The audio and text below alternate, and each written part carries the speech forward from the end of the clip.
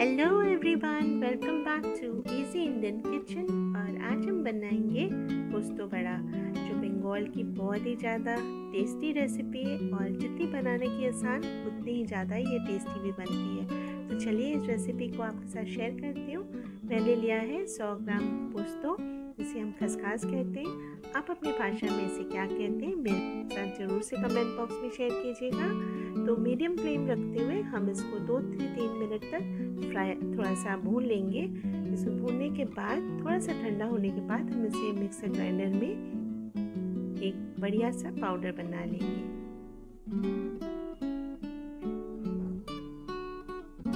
तो mixer grinder में मैंने इसे डाल दिया है और ठंडा होने के बाद इसे पाउडर बना लिया है। तो देखिए बहुत ही बढ़िया सा पाउडर बन चुका है,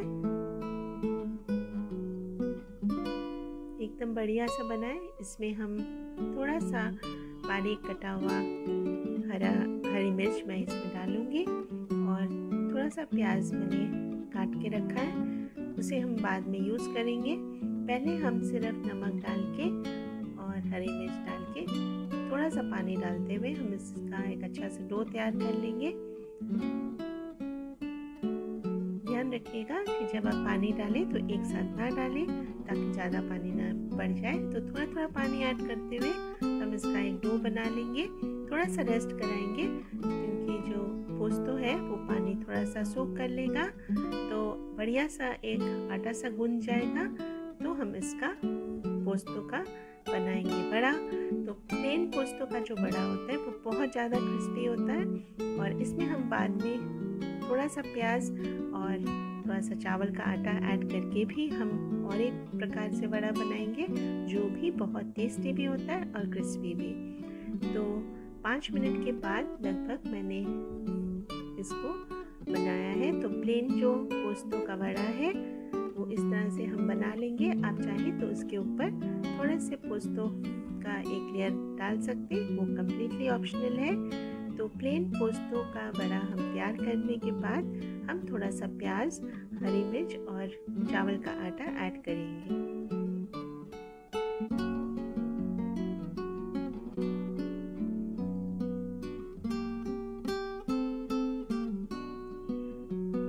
तो जितना पोस्तो है उससे थोड़ा सा कम हम बारीक कटा हुआ प्याज उसमें ऐड करेंगे और हरी मिर्च आप स्वाद अनुसार डाल सकते हैं।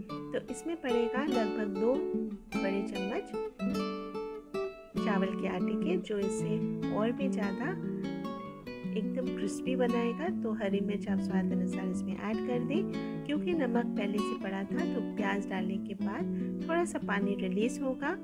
तो इसे हम रेस्ट कराएंगे लगभग 5-6 मिनट तक और उसके बाद हम फिर से इसे गूंदेंगे।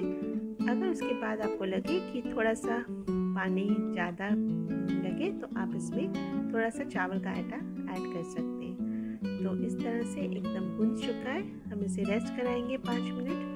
तो 5 मिनट के बाद ये एकदम रेडी है, इसमें ज़्यादा पानी नहीं रिलीज़ हुआ है। तो इसका बड़ा बना लेंगे और इसे हम मस्टर्ड ऑयल में फ्राई करेंगे।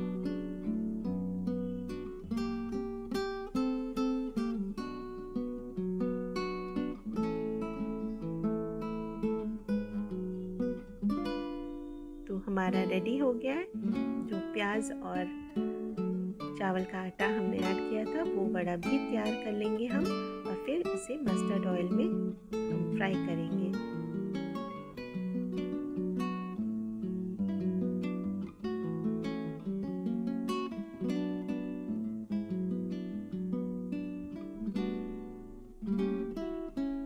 तो इस तरह से हम सारे बड़े तैयार कर लेंगे और मस्टर्ड ऑयल एक पैन में ऐड करते हुए उसको हाई फ्लेम में गरम कर लेंगे, फिर मीडियम फ्लेम में इसे फ्राई करेंगे। आप चाहें तो डीप फ्राई भी कर सकते हैं इसे।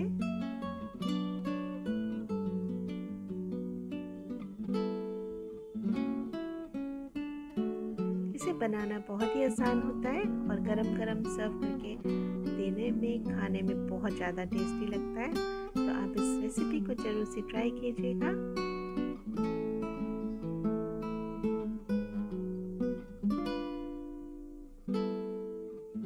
फ्राई हो चुके हैं। अब ये गरम गरम हम सर्व कर सकते हैं। गरम चावल के साथ, दाल के साथ। ये बहुत ज़्यादा बढ़िया लगते हैं खाने में और बनाने में भी बहुत आसान है। तो ये बंगाल की बढ़िया सी रेसिपी आप ज़रूर से ट्राई कीजिएगा और अपने कमेंट्स में से शेयर कीजिएगा। और अगर रेसिपी पसंद आए तो लाइक कीजिएगा और मेरे चैनल को प्लीज़ सब्सक्राइब कीजिएगा। Friends, thanks for watching my video. Do take good care of yourself. Take care. Bye-bye.